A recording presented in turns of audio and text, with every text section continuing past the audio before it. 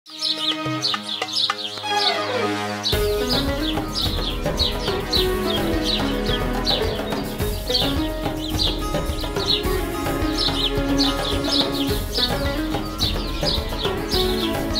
اللہ والصلاۃ والسلام علی رسول اللہ وعلی آلہ واصحابہ اجمعین الی یوم الدین۔ آج انشاءاللہ 17ویں پارے کا خلاصہ بیان ہوگا۔ اس پارے میں 2 صورتیں ہیں، پہلے سورہ انبیاء ہے، اس کے بعد سورہ حج ہے۔ سورہ انبیاء میں انبیاء علیہم السلام کے مختصر واقعات بیان ہوں گے۔ یہاں پر اللہ تعالیٰ نے آغاز یوں فرمایا کہ اقترب للناس حسابہم، لوگوں کے حساب کا وقت بہت قریب آ چکا ہے، لیکن لوگ غفلت میں پڑے ہوئے ہیں، یعنی انہیں احساس ہی نہیں ہے کہ ہم مرنے والے ہیں اور پھر ہم نے حساب بھی دینا ہے۔ جب بھی ان کے پاس اللہ کی طرف سے کوئی نئی وحی آتی ہے تو یہ اسے صرف سنتے ہیں اور اس کو کھیل تماشا سمجھ لیتے ہیں، یعنی توجہ نہیں دیتے کہ اللہ کا یہ حکم ہمارے پاس آیا ہے، اور پھر آپس میں باتیں کرتے ہوئے نبی علیہ السلام کے بارے میں یوں کہہ دیتے ہیں کہ یہ تو تمہارے جیسا بشر ہے، یہ کیسے رسول ہو سکتا ہے؟ اور پھر آپس میں کہتے ہیں کہ اگر تم ان کے پیچھے چلو گے، یعنی نبی کے پیچھے چلو گے، تو ایسے ہے گویا تم اس کے پیچھے چلے جس پر جادو ہو گیا ہے۔ اس پہ نبی علیہ السلام نے فرمایا ربی یعلم القول فی السماء والارض،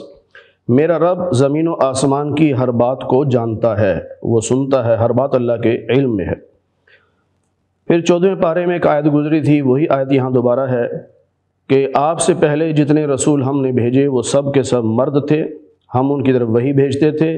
اور اگر آپ کو کسی مسئلے کا علم نہ ہو تو فاسألوا اہل الذکر،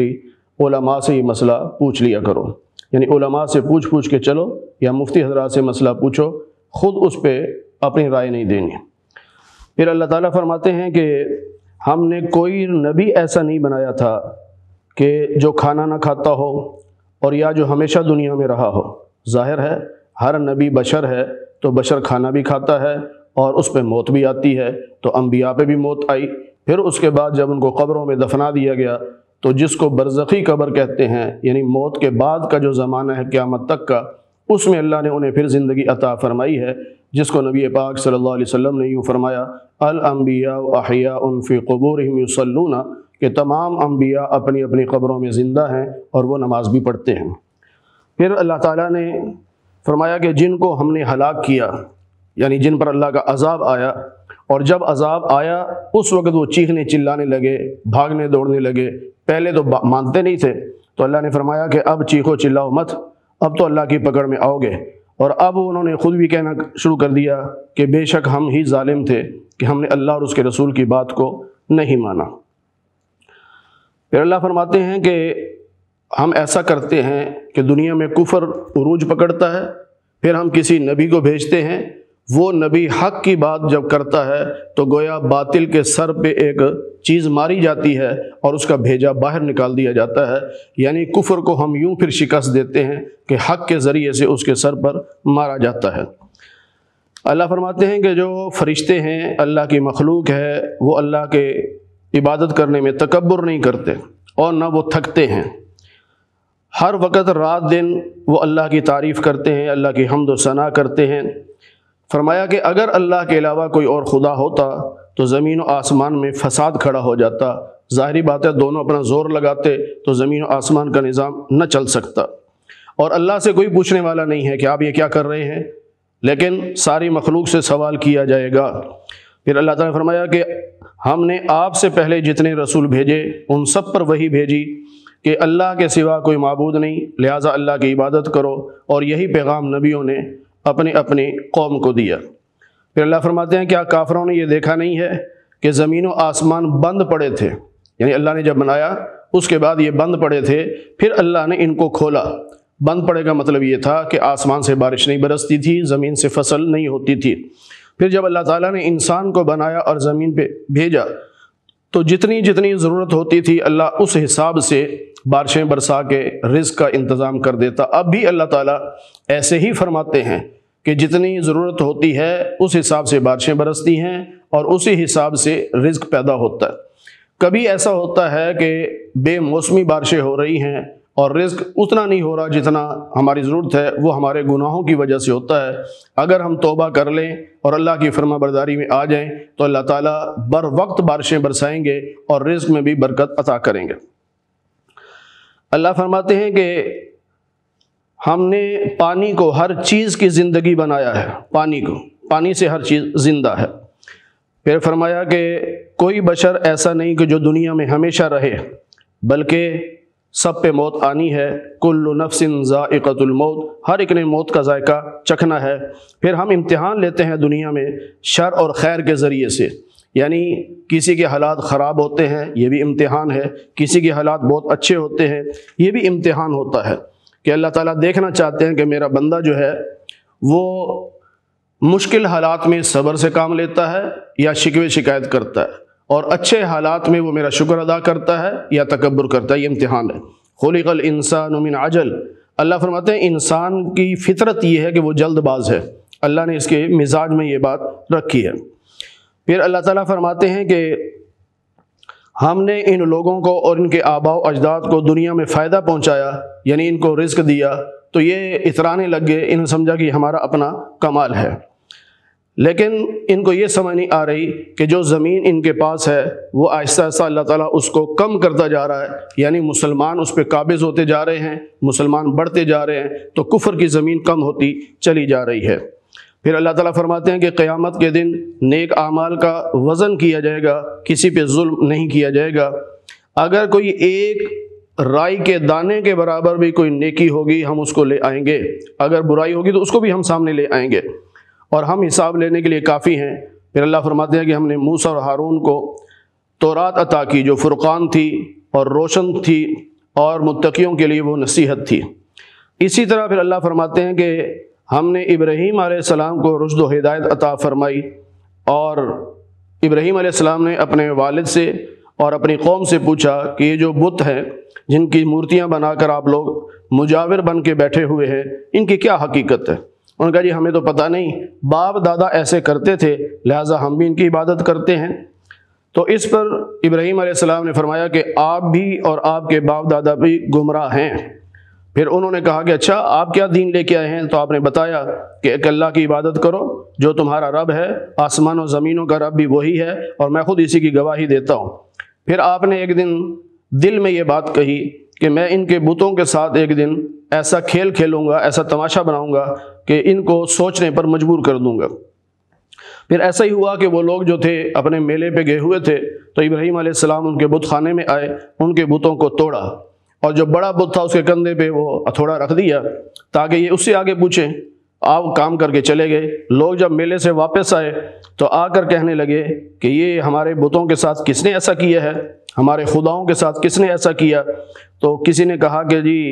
ابراہیم کے بارے میں سنا ہے کہ وہ ہمارے بتوں کے بارے میں ایسی باتیں کرتے تھے۔ کہنے لگے ابراہیم کو سب کے سامنے لاؤ تاکہ سب کو پتہ چلے۔ پھر ابراہیم علیہ السلام کو بلایا اور ان سے پوچھا کہ آپ نے ہمارے ان خداؤں کا یہ حال کیا؟ آپ نے فرمایا یہ جو بڑا ہے اس سے کیوں نہیں پوچھتے، اس سے پوچھو نا کہ باقیوں کے ساتھ جو ہوا وہ کس نے کیا۔ تو وہ سر جھکا بیٹھے اور کہنے لگے ابراہیم آپ تو جانتے ہیں کہ یہ بولتے نہیں ہیں، آپ جانتے ہیں کہ بولتے نہیں۔ اس پہ ابراہیم نے فرمایا کہ تم اللہ کے علاوہ جن کی عبادت کرتے ہو جو تمہارے نفع نقصان کے مالک نہیں ہیں، تم پر بھی تف ہے اور تمہارے ان بتوں پر بھی تف ہے۔ تف کا معنی بعض جگہ لعنت لیا جاتا ہے، جس طرح ہمارے یہاں تف ہے تجھ پر، یعنی لعنت ہے تجھ پر۔ اب انہیں غصہ آیا تو کہنے لگے کہ ابراہیم کو آگ میں جلاؤ اور اپنے خداؤں کی مدد کرو۔ کتنا عجیب جملہ ہے، اللہ سے مدد لی جاتی ہے، اللہ کی مدد کی نہیں جاتی۔ لیکن یہ عجیب لوگ ہیں، بت بنا کر جن کو یہ خدا سمجھتے ہیں کہتے ہیں ان کی مدد کرو۔ بہرحال انہوں نے آگ جلائی، اس میں ابراہیم علیہ السلام کو ڈالا، تو اللہ کہتے ہیں ہم نے آگ کو حکم دے دیا کونی بردا، ٹھنڈی ہو جا لیکن سلامتی والی ہو جانا۔ تو ان کا جو منصوبہ تھا وہ ناکام ہو گیا۔ اللہ نے ابراہیم علیہ السلام کو بچا لیا اور ان کے بھتیجے لوط علیہ السلام کو بھی، اور یہ دونوں کو حکم دیا کہ ہجرت کر کے شام چلے جاؤ۔ پھر اللہ فرماتے ہیں ہم نے بیٹا اسحاق دیا، پھر پوتا یعقوب دیا، اور ان سب کو ہم نے امام بنایا، یعنی نبی بنایا، پیشوا بنایا، اور یہ لوگوں کو ہمارے حکم سے رہنمائی کیا کرتے تھے، ہدایت کے لیے بلایا کرتے تھے۔ اور ہم ان کو وہی بھیجا کرتے تھے نیک کاموں کی اور نماز کی قائم کرنے کی، زکوٰۃ کے ادا کرنے کی۔ اسی طرح لوط علیہ السلام کو بھی اللہ فرماتے ہیں ہم نے نبی بنایا تھا، علم بھی دیا، حکمت بھی دی، اور جب اس قوم پہ عذاب آیا قوم لوط پر تو ہم نے لوط علیہ السلام کو اور ان کا کلمہ پڑھنے والوں کو بچا لیا۔ اللہ فرماتے ہیں کہ اسی طرح نوح علیہ السلام کو بھی جب انہوں نے ہم سے دعا مانگی تھی ہم نے ان کو بچا لیا اور ان پر ایمان لانے والوں کو بچا لیا۔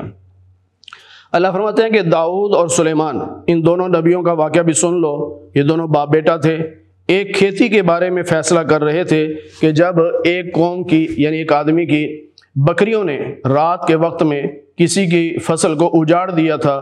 برباد کر دیا تھا، تو وہ مقدمہ لے کے آ گیا۔ تو حضرت داؤد علیہ السلام نے جو فیصلہ دیا وہ یہ تھا کہ فصل کی قیمت اور بکریوں کی قیمت برابر بنتی ہے، لہٰذا جتنا نقصان ہوا ہے اس حساب سے ساری بکریاں اس کے حوالے کر دیں کھیت والے کے۔ اس پہ سلیمان علیہ السلام نے فرمایا ابا جی ایک فیصلہ میرے ذہن میں آتا ہے، آج میں بتاؤ۔ تو سلیمان علیہ السلام نے یہ فرمایا کہ جس کی بکریاں تھیں اس نے نقصان کیا تو کھیت اس کے حوالے کر کے بکریاں کھیت والے کے حوالے کی جائیں کہ وہ اس سے فائدہ اٹھائے، اور اس کے ذمے لگایا جائے کہ تیری سستی کی وجہ سے ایسا ہوا ہے، لہٰذا تو یہاں کھیتی باڑی کر، اور جب فصل اتنی ہو جائے جتنی تھی اب کھیت والے کو دے دیے جائے، بکریاں بکری والوں کو دے دی جائیں۔ اس پہ اللہ فرماتے ہیں کہ فَفَهَّمْنَاهَا سلیمان، ہم نے سلیمان کو زیادہ سمجھ عطا کی تھی۔ اور پھر اس طرح داؤد علیہ السلام کے ساتھ اللہ کہتے ہیں کہ پہاڑ بھی تسبیح کیا کرتے تھے اور پرندے بھی تسبیح کیا کرتے تھے، اور ہم نے ان کو زیرہ بنانے کا فن سکھایا تھا تاکہ وہ زیرہ پہن کر میدان جنگ میں اپنے آپ کو بچا سکیں۔ اور سلیمان علیہ السلام کے تابع ہم نے ہوا کو کر دیا تھا جو اللہ کے حکم سے چلتی تھی، اور سلیمان علیہ السلام جب اسے کہتے کہ میں نے فلاں جگہ جانا ہے تو وہ ان کو وہاں لے جاتی تھی۔ اسی طرح جنات کو بھی سلیمان علیہ السلام کے تابع کیا گیا کہ وہ غوطے لگاتے تھے سمندر میں اور وہاں سے ہیرے جواہرات نکال کر سلیمان علیہ السلام کو دیتے تھے۔ اس کے علاوہ بھی اور بڑے بڑے مشکل کام وہ کیا کرتے تھے۔ اللہ فرماتے ہیں کہ ایوب علیہ السلام کو دیکھ لو، وہ بیمار ہوئے تو انہوں نے اللہ سے دعا مانگی، انی مسنی الضر وانت ارحم الراحمین، اے اللہ مجھے بیماری پہنچی ہے اور آپ ہی رحم کرنے والے ہیں۔ اللہ فرماتے ہیں ہم نے ان کی دعا سنی اور ان کو اس بیماری سے چھٹکارا دیا، اور جو ان کی اولاد فوت ہو چکی تھی اس کو ہم نے دوبارہ زندہ کر دیا، اور یا ایک روایت یہ ہے کہ نئی اولاد اتنی عطا کر دی تھی اور پھر ان سے آگے پوتے پوتیاں بھی عطا کر دیے۔ پھر اسماعیل، ادریس اور ذوالکفل یہ بھی اللہ کے نبی تھے، اور اللہ فرماتے ہیں کہ یہ سب صبر کرنے والے تھے۔ یہاں پر جو ذوالکفل کا ذکر آتا ہے ان کے بارے میں اختلاف ہے کہ یہ نبی تھے یا ولی تھے۔ مفسرین کی اکثر کی رائے یہ ہے کہ یہ نبی نہیں تھے، یہ ولی تھے۔ حضرت موسیٰ علیہ السلام کے شاگرد تھے حضرت یسع علیہ السلام، تو حضرت یسع جو تھے ان کے آگے یہ امتی تھے۔ تو حضرت یسع جب بوڑھے ہو گئے تو انہوں نے اپنا نائب بنانے کا ارادہ کیا۔ انہوں نے اعلان کیا سارے مجمع میں کہ 3 شرطیں ہیں جس میں پائی جائیں گی وہ میرا نائب ہوگا، ہر روز روزہ رکھتا ہو، رات ساری عبادت کرتا ہو اور غصہ نہ کرتا ہو۔ تو حضرت یہ جو ذوالکفل تھے یہ کھڑے ہو گئے، لیکن انہیں یقین نہ آیا۔ ایک دن پھر اعلان کیا، پھر یہ کھڑے ہوئے، انہیں پوچھا کہ تینوں باتیں پائی جاتی ہیں کہ بالکل۔ انہوں نے اپنا نائب بنا دیا، لیکن شیطان کو یہ بات پسند نہیں تھی، تو شیطان نے اپنے چیلوں سے کہا کہ اس کو غصہ دلاؤ کسی طریقے سے تاکہ اس کی خلافت واپس ہو جائے۔ تو چیلوں نے کہا کہ ہمارے بس میں نہیں ہے، تو شیطان نے کہا میں خود کوئی قدم اٹھاتا ہوں۔ اب یہ جو حضرت ذوالکفل تھے یہ دوپہر کو تھوڑی دیر سوتے تھے، یعنی 1 یا 1.5 گھنٹہ دوپہر کو سوتے تھے، رات کو نہیں سوتے تھے۔ تو اس وقت جب یہ سونے لگے تو شیطان ایک بزرگ کی شکل میں، بوڑھے آدمی کی شکل میں آیا، دروازہ پیٹا، آپ باہر آئے تو اس نے ایک لمبی سٹوری شروع کر دی تاکہ آپ کی نیند کا وقت چلا جائے۔ آپ نے فرمایا ٹھیک ہے میں تمہیں انصاف دلاؤں گا، کل آ جانا۔ تو جب آپ عدالت میں بیٹھے ہوئے تھے تو وہ آیا نہیں۔ اب جب آپ سونے کے لیے آئے پھر آ گیا، تھا تو وہ شیطان لیکن ایک بوڑھے کی شکل میں آتا تھا۔ تو آپ نے کہا بھی تجھے میں نے صبح بلایا تھا، آیا کیوں نہیں؟ اس نے کہا جی میری برادری کو جب پتہ چلا کہ آپ نے مجھے بلایا ہے تو انہوں نے مجھے کہا کہ ان کے پاس نہ جاؤ، ہم تمہارا حق تمہیں دیتے ہیں۔ تو میں خوش ہو گیا تو اس لیے میں آپ کے پاس نہیں آیا، لیکن جب آپ کی عدالت کا وقت ختم ہوا تو پھر وہ مکر گئے، اس لیے میں دوبارہ آیا ہوں۔ مقصد صرف یہ تھا کہ سٹوری سنا کر آپ کا وقت ضائع کروں۔ اب 2 دن گزر چکے تھے، اب تیسرے دن آرام کرنا تھا، تو حضرت ذوالکفل نے گھر والوں سے کہا کہ دروازے پہ کسی کو کھڑا کر دو تاکہ دستک نہ دے سکے۔ اب شیطان آیا، دیکھا چوکیدار کھڑا ہے، دستک نہیں دینے دے گا، تو شیطان آ گیا روشن دان کی طرف سے، اس کمرے میں چلا گیا جہاں ذوالکفل آرام کر رہے تھے۔ تو ذوالکفل نے جب دیکھا تو سمجھ گئے کہ یہاں تو شیطان ہی آ سکتا ہے، کوئی اور تو نہیں آ سکتا۔ پھر وہ مانا، اسے کہا جی ہاں میں شیطان ہوں اور میں نے بڑی کوشش کی ہے کہ میں آپ کو غصہ دلاؤں، لیکن آپ کو غصہ نہیں آیا، آپ کی 2 دن کی نیند خراب ہو گئی لیکن آپ نے غصہ نہیں کیا، اس لیے اللہ تعالیٰ نے ان کا ذکر بھی قرآن کریم میں کیا۔ پھر اللہ فرماتے ہیں کہ ایک وہ مچھلی والے نبی ہیں یعنی حضرت یونس علیہ السلام، کہ وہ مچھلی کے پیٹ میں چلے گئے اللہ کے حکم سے، پھر انہوں نے وہاں اندھیرے میں دعا مانگنا شروع کی، یعنی آیت کریمہ پڑھنی شروع کی، لا الہ الا انت سبحانک انی کنت من الظالمین۔ اللہ فرماتے ہیں ہم نے ان کی یہ دعا قبول کی اور ان کو ہم نے غم سے نجات عطا کر دی، اور ہم مومنوں کو بھی غم سے نجات دینے والے ہیں۔ مطلب یہ ہے کہ جو آدمی آیت کریمہ کا ورد کرے گا اللہ اسے بھی غم سے نجات دیں گے۔ پھر اللہ فرماتے ہیں زکریا علیہ السلام کا حالات سن لو کہ انہوں نے دعا مانگی کہ اللہ مجھے بیٹا عطا کر، میں اکیلا ہوں، مجھے وارث چاہیے، تو ہم نے ان کی بیوی کو دوبارہ صحیح کر دیا، وہ تو بانجھ ہو چکی تھی، تو پھر ہم نے ان کو بیٹا بھی دے دیا۔ اور پھر فرمایا کہ وہ عورت جس نے اپنی عزت کی حفاظت کی تھی یعنی حضرت مریم جن کی شادی نہیں ہوئی تھی، تو ہم نے ان کے اندر پھونک ماری یعنی سیدنا جبریل کے ذریعے سے، تو ہم نے ان کو بیٹا دیا۔ پھر ان کو اور ان کے بیٹے کو تمام جہان کے لیے اپنی قدرت کی ایک نشانی بنا دیا۔ اللہ فرماتے ہیں کہ جو نیک عمل کرتا ہے لیکن شرط یہ ہے کہ مومن ہو، تو ہم اس محنت کی قدر کرتے ہیں، ناقدری نہیں کرتے۔ پھر اللہ فرماتے ہیں کہ جب یاجوج ماجوج آئیں گے، ہر ٹیلے سے وہ پھسلتے ہوئے آ رہے ہوں گے اور یہ قرب قیامت کا واقعہ ہوگا، اس وقت کافروں کی آنکھیں جو ہیں وہ جھکی ہوئی ہوں گی اور کہیں گے یا ویلنا قد کننا فی غفلت من ھذا، ہائے ہمارے لیے ہلاکت کہ ہم غفلت میں پڑے ہوئے تھے۔ پھر اللہ فرماتے ہیں کہ یہ جو کافر ہیں مشرک، یہ بھی ان کو کہا انکم، تم اور جن کی تم پوجا کرتے ہو یہ سب جہنم کا ایندھن ہیں۔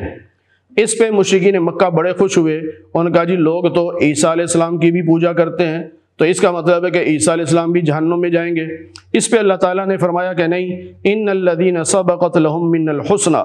ہم نے بعض لوگوں کے لیے پہلے ہی فیصلہ کر دیا ہے کہ وہ جنتی ہیں اور وہ جہنم سے دور رہیں گے۔ تو عیسیٰ علیہ السلام اللہ کے نبی ہیں، یہ جہنم میں نہیں جائیں گے، یہ جنت میں جائیں گے۔ پھر اللہ تعالیٰ نے قیامت کا نقشہ کھینچتے ہوئے فرمایا کہ ہم آسمانوں کو ایسے لپیٹ لیں گے جیسے کسی لکھی ہوئی چیز کو لپیٹ کے انسان ہاتھ میں پکڑ لیتا ہے، اور پھر ہم ایسے ہی دوبارہ پیدا کریں گے جیسے پہلی بار ہم نے پیدا کیا تھا، ہمارا وعدہ سچا ہے۔ پھر اللہ نے نبی پاک صلی اللہ علیہ وسلم کی تعریف کرتے ہوئے فرمایا وما ارسلناک الا رحمۃ للعالمین، ہم نے آپ کو تمام جہانوں کے لیے رحمت بنا کر بھیجا ہے۔ اور اللہ نے نبی علیہ السلام سے فرمایا کہ آپ کہیے کہ میری طرف اللہ کی طرف سے وحی آتی ہے کہ تمہارا خدا ایک اللہ ہے، اور اگر تم اللہ سے منہ پھیر لوگے تو پھر تمہارا نقصان ہوگا، اور مجھے نہیں پتا اللہ کا عذاب قریب ہے یا دور ہے، بہرحال وہ آ کے رہے گا۔ پھر آپ نے کہا رب احکم بالحق، اے میرے رب ان کے درمیان فیصلہ کر دیجئے، اور ہمارا جو رب ہے وہ رحمان ہے اور اسی سے ہم مدد مانگتے ہیں۔ آگے سورہ حج کا آغاز ہو رہا ہے جس کے شروع میں اللہ تعالیٰ نے قیامت کا نقشہ کھینچتے ہوئے، جو قیامت کا پہلا حصہ ہے جس کو سور پھونکنا کہتے ہیں اور نفخہ اولا کہتے ہیں، فرمایا کہ تم دیکھو گے اس وقت کہ دودھ پلانے والیاں اپنے بچوں کو بھول جائیں گی، اور حاملہ جو ہوں گی وہ حمل گرا دیں گی، اور لوگ تمہیں نظر آئیں گے کہ جیسے وہ نشے میں ہیں، وہ نشے میں نہیں ہوں گے بلکہ اللہ کے عذاب کی وجہ سے وہ ڈر رہے ہوں گے۔ پھر اللہ نے فرمایا کہ اگر تم شک میں ہو کہ اللہ کیسے دوبارہ زندہ کرے گا تو ذرا پہلے یہ سن لو، ہم نے تمہیں پیدا کیا مٹی سے، پھر مٹی کو ہم نے تبدیل کیا پانی میں، پھر وہ پانی جو تھا وہ خون میں تبدیل ہوا، اور خون جو تھا پھر وہ ہڈیوں میں تبدیل ہوا، اور پھر اس پہ ہم نے گوشت چڑھایا، اور یوں ہم نے تمہیں پیدا کیا، اور جب تک ہم نے چاہا ماں کے رحم میں رکھا، اور پھر ہم نے صحیح بچہ بنا کر باہر نکالا، اور بعض کو ہم نے جوانی تک پہنچایا، پھر بعض کو ہم نے بڑھاپے تک پہنچایا کہ جس عمر میں آدمی کو علم باقی نہیں رہتا۔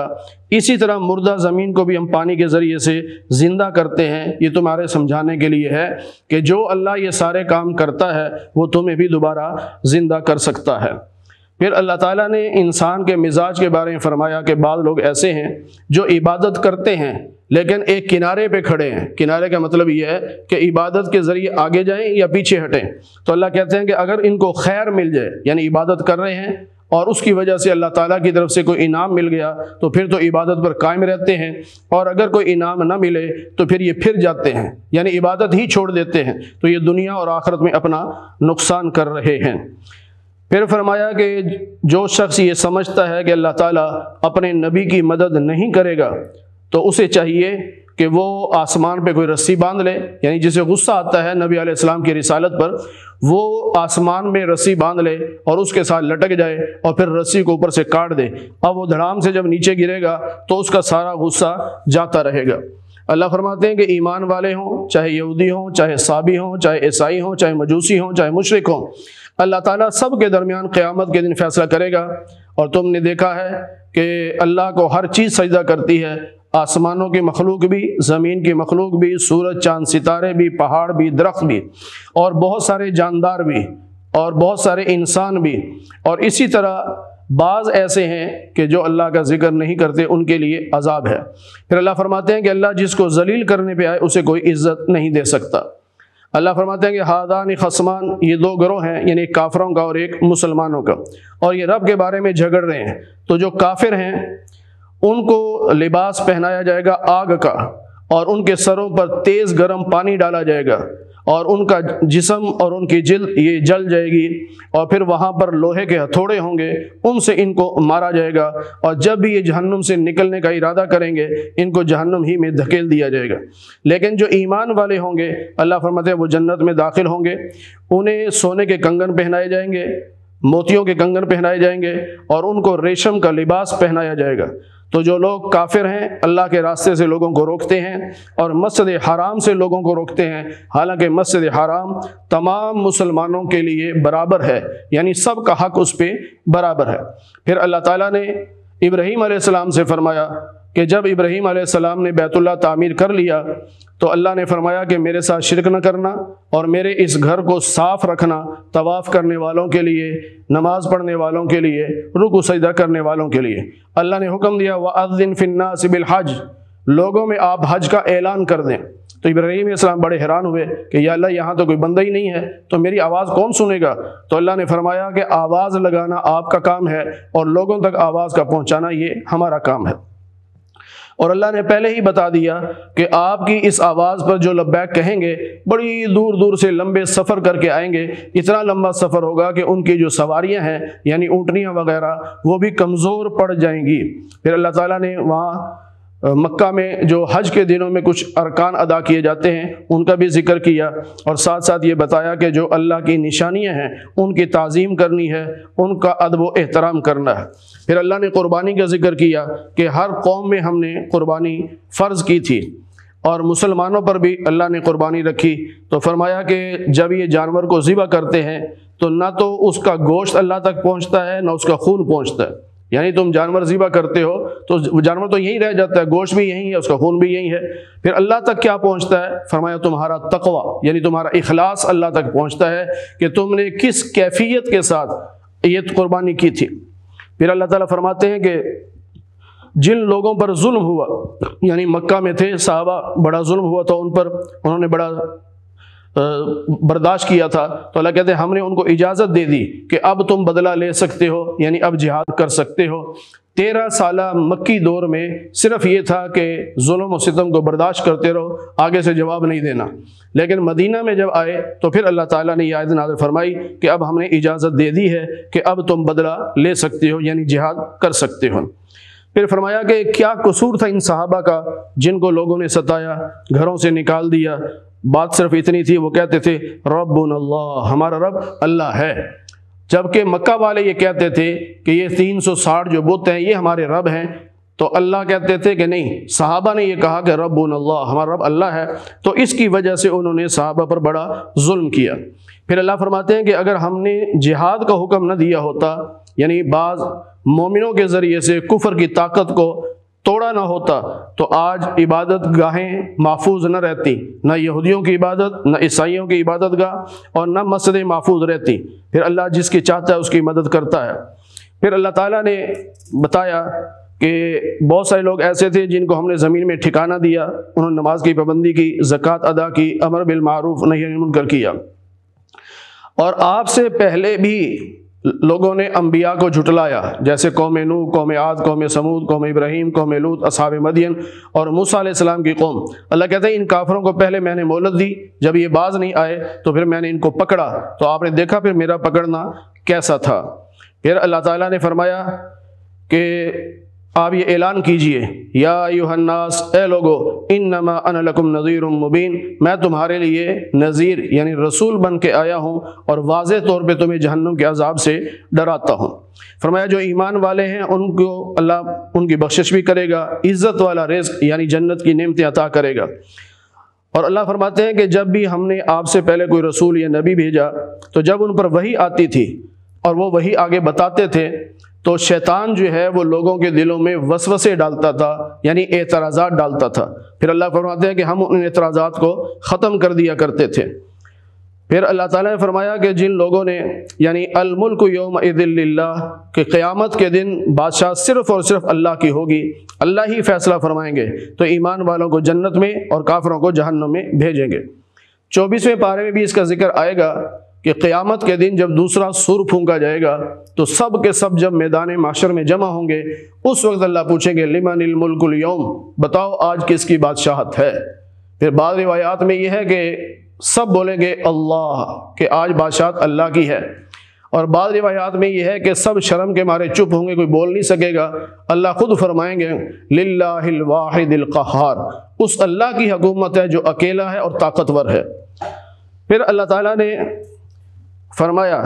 کہ اللہ جو ہے وہ دن کو رات میں اور رات کو دن میں داخل کر دیتا ہے، اور یہ اللہ کی طرف سے حق ہے، اور جو لوگ یہ باطل کو پکارتے ہیں وہ ناحق ہے، یہ جو بتوں کی پوجا کرتے ہیں وہ غلط ہے، صرف اللہ کی عبادت کرنی چاہیے۔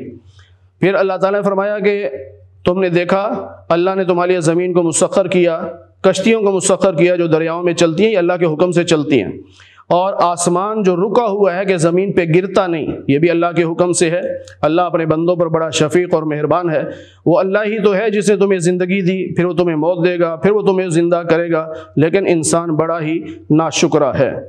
پھر اللہ فرماتے ہیں کہ لوگ ان پر جب قرآن کریم کی تلاوت کی جاتی ہے تو ان کے چہرے دیکھنا کیسے مرجھائے پڑ جاتے ہیں، کافروں کے چہرے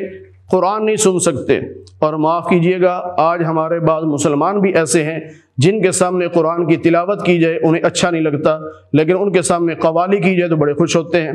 گانے گائے جائیں تو بڑے خوش ہوتے ہیں، لیکن قرآن کی تلاوت ان کو اچھی نہیں لگتی۔ اللہ فرماتے ہیں نبی علیہ السلام سے کہ ان سے کہیے کیا میں تمہیں خبر دوں کہ کس کے لیے انجام برا ہوگا، یعنی آگ ہوگی، اور اللہ نے یہ کافروں کے لیے وعدہ کیا ہے کہ ان کو آگ میں ڈالے گا۔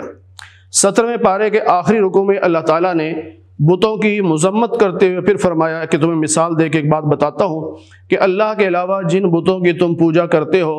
وہ تو اتنے کمزور ہیں کہ کوئی چیز پیدا نہیں کر سکتے، بلکہ وہ ایک مکھی نہیں بنا سکتے۔ پھر اس سے بھی آگے اللہ نے فرمایا کہ ان بتوں کے پاس سے اگر مکھی کوئی چیز لے کے اڑ جائے، ذرا سا ذرہ بھی لے کے اڑ جائے، تو تمہارے بت اتنے کمزور ہیں کہ اس مکھی سے وہ چیز واپس نہیں لے سکتے۔ تو ضعف الطالب والمطلوب، کہ تم بھی کمزور ہو جو بتوں کی پوجا کرتے ہو، اور بت بھی تمہارے کمزور ہیں جن کی پوجا کی جاتی ہے، اور لوگوں نے اللہ کی قدر نہیں کی، اللہ کو پہچانا نہیں، حالانکہ اللہ تعالیٰ نے فرشتوں میں سے بھی رسول بنائے ہیں اور انسانوں میں سے بھی اللہ تعالیٰ نے رسول بنائے ہیں۔ پھر حکم دیا کہ ایمان والو رکوع کرو، سجدہ کرو، اپنے رب کی عبادت کرو اور نیکی کے کام کیا کرو تاکہ تم کامیاب ہو جاؤ۔ پھر آخری آیت میں اللہ فرماتے ہیں کہ وجاہدوا فی اللہ حق جہادی، اللہ کے راستے میں ایسے جہاد کرو جیسے جہاد کرنے کا حق ہے۔ اس اللہ نے تمہیں چن لیا ہے اور تمہارے دین میں اللہ نے تنگی نہیں رکھی۔ ملت ابیکم ابراہیم، جو ابراہیم علیہ السلام ہیں، جو تمہارے جد امجد ہیں، ان کے جو عقائد و نظریات ہیں انہی پہ چلنا ہے، اور انہوں نے تمہارا نام مسلمین رکھا ہے، یعنی تم فرما بردار و مسلمان ہو۔ اور پھر جو ہم نے دوسرے پارے میں، پھر 5ویں پارے میں، پھر 14ویں پارے میں قیامت کا وہ نقشہ پڑھا ہے کہ اللہ تمام نبیوں کو کھڑا کریں گے، ان سے پوچھیں گے کہ میرا پیغام پہنچایا تھا کہ نہیں۔ پھر آخر میں نبی پاک صلی اللہ علیہ وسلم کو بلایا جائے گا، آپ گواہی دیں گے، تو اس کا ذکر بھی یہاں پہ آیا کہ لِيَكُونَ الرَّسُولُ شَهِيدًا عَلَيْكُمْ، کہ رسول تمہارے اوپر گواہ ہوں گے، وَتَكُونُوا شُهَدَاءَ عَلَى النَّاسِ، اور تم لوگوں کے حق میں گواہی دو گے، یعنی تم انبیاء کے گواہ ہوگے اور تمہارے حق میں محمد الرسول اللہ صلی اللہ علیہ وسلم گواہ بنیں گے۔ لہٰذا نماز قائم کرو، زکوٰۃ ادا کرو، اللہ کو مضبوطی سے تھام لو، وہی تمہارا مولا ہے، تمہارے کام بنانے والا ہے۔ فَنِعْمَ الْمَوْلَى وَنِعْمَ النَّصِيرُ، اللہ ہی سب سے بہترین دوست بھی ہے اور سب سے بہترین مدد کرنے والا ہے۔ اللہ تعالی ہمیں قرآن کریم کی صحیح سمجھ اور صحیح عمل کی توفیق نصیب فرمائے۔